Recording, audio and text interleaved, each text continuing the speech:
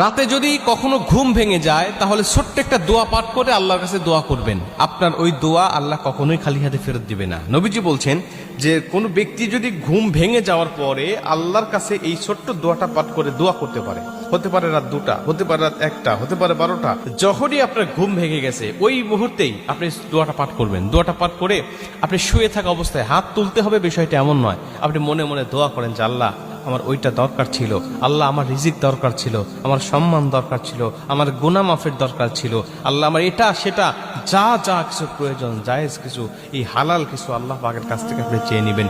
নবীজি বলছে দোয়া করলেই আল্লাহ পাক তখন তার দোয়াটা কবুল করে নেয়। আর আরো ভালো হয় যদি আপনি ঘুম ভেঙে যাওয়ার পরে 2টার সময় আপনার ঘুম ভেঙে গেছে, আপনি উঠে যান, উঠে গিয়ে ওযু করে আপনি 2 রাকাত তাহাজ্জুদ নামাজে দাঁড়িয়ে যান। কারণ নবীজি বলছে যে ওই সময় কিছু চাইলেই আল্লাহ দোয়া কবুল করে। আপনি ঘুম ভেঙে যাওয়ার পরে দোয়াটা করলেন, দোয়াটাও কবুল হয়ে গেল, আর আপনি ওযু করে তাহাজ্জুদ